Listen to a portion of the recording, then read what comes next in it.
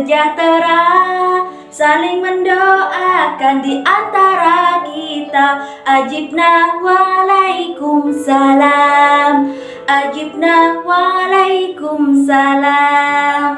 Bismillahirrahmanirrahim.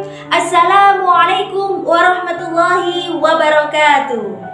Halo solih-solihah yang hebat dan luar biasa. Bagaimana kabar kalian hari ini? Alhamdulillahirrabbilalamin.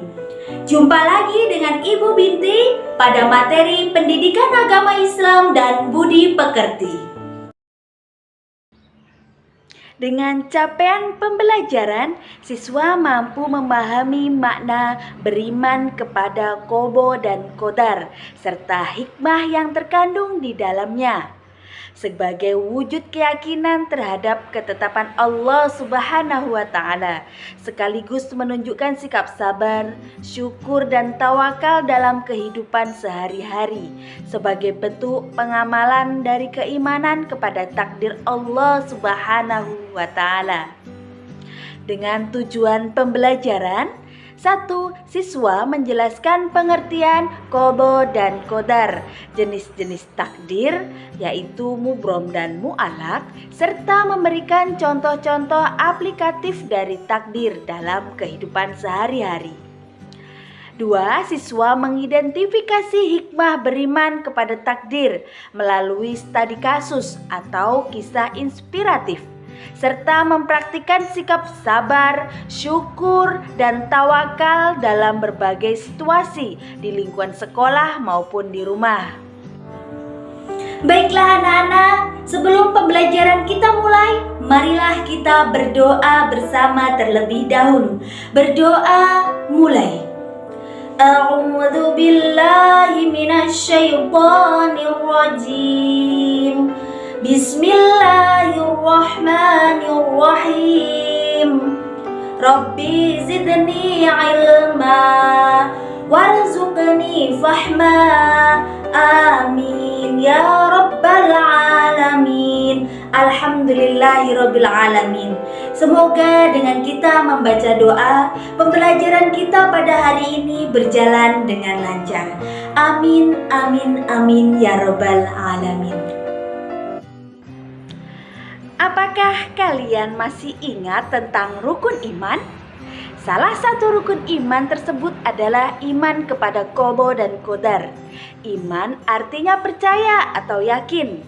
Iman kepada qada dan qadar merupakan rukun iman yang keenam atau rukun iman yang terakhir. Nah, makna beriman kepada qada dan qadar. Beriman kepada qada dan qadar berarti meyakini bahwa segala sesuatu yang terjadi atas kehendak dan ketetapan Allah Subhanahu wa Ta'ala. Qada menurut bahasa berarti hukum, ketentuan, ketetapan, kehendak, pemberitahuan, dan penciptaan. Menurut istilah, qada merupakan ketentuan atau ketetapan Allah terhadap makhluknya sejak zaman azali. Zaman azali artinya zaman sebelum diciptakannya manusia oleh Allah Subhanahu wa Ta'ala. Qada disebut juga dengan sunnatullah atau ketetapan Allah. Nah, selanjutnya, qada merupakan ketentuan atau ketetapan Allah Subhanahu wa Ta'ala terhadap makhluknya sebelum makhluk tersebut ada. Qadar secara bahasa berarti kepastian, peraturan, dan ukuran. Menurut istilah, qadar merupakan perwujudan dari qada atau ketetapan Allah Subhanahu wa Ta'ala yang telah terjadi pada makhluknya. Dalam qadar, ketentuan sesuai dengan kehendaknya. Qadar sering disebut dengan istilah takdir.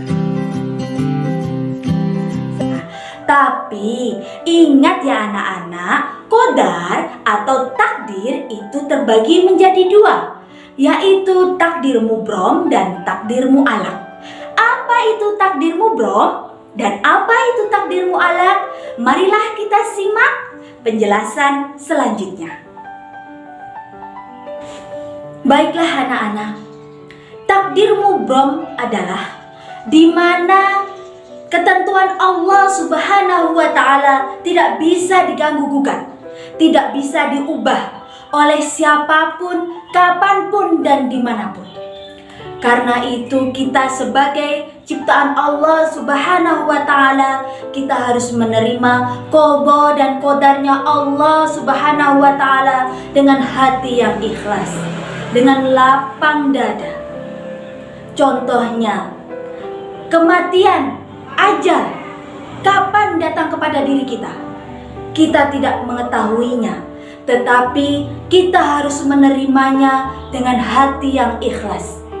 Maka dari itu anak-anak, marilah kita tanamkan akhlak mulia pada diri kita sejak dini, sejak sekarang.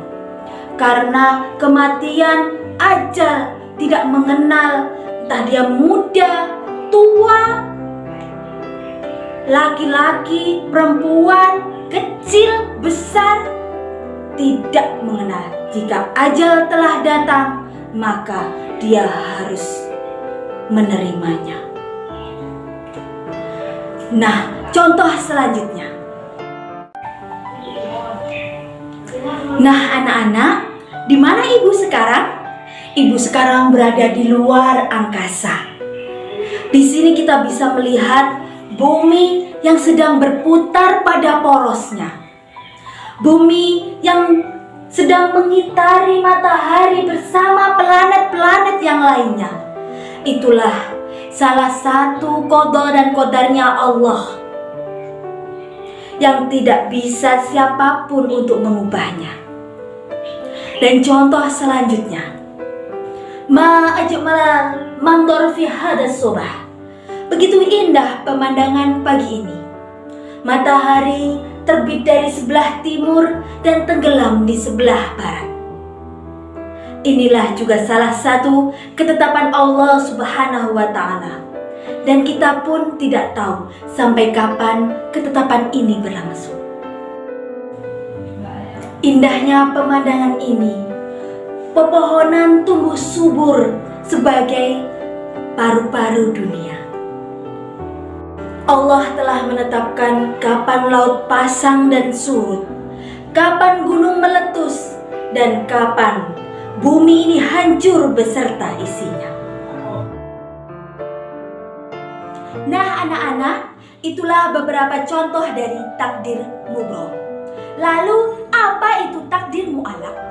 Takdir mu'allaq yaitu di mana ketentuan Allah Subhanahu wa Ta'ala masih bisa diubah, yaitu dengan usaha yang sungguh-sungguh, berdoa kepada Allah, dan tentunya atas izin Allah Subhanahu wa Ta'ala. Contohnya, orang yang telah ditetapkan menjadi orang yang miskin, dengan usaha sungguh-sungguh, bekerja sungguh-sungguh, dia menjadi kaya raya. Selanjutnya, anak yang telah ditetapkan menjadi anak kurang pandai, tetapi dia dengan belajar dengan sungguh-sungguh, usaha dengan sungguh-sungguh, akhirnya dia menjadi anak yang pandai, bahkan menjadi bintang kelas. Nah, itulah beberapa contoh dari takdir mu'allaq. Lalu, apa yang bisa kita ambil dari hikmah beriman kepada qada dan qadar? Berikut hikmah yang dapat kita ambil dari beriman qada dan qadar. Beberapa hikmah beriman kepada qada, yaitu 1. Datang ke sekolah atau kegiatan lain dengan tepat waktu. 2. Memanfaatkan waktu untuk belajar dan hal-hal lain yang positif. 3. Menerima berapapun uang jajan yang diberikan orang tua kepada kita. 4. Tidak bersikap sombong di rumah, di sekolah, atau di lingkungan masyarakat.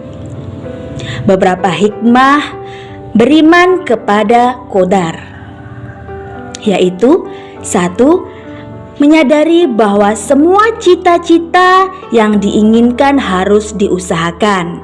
2. Memiliki rasa percaya diri dalam menghadapi tugas, misalnya mengerjakan PR sendiri.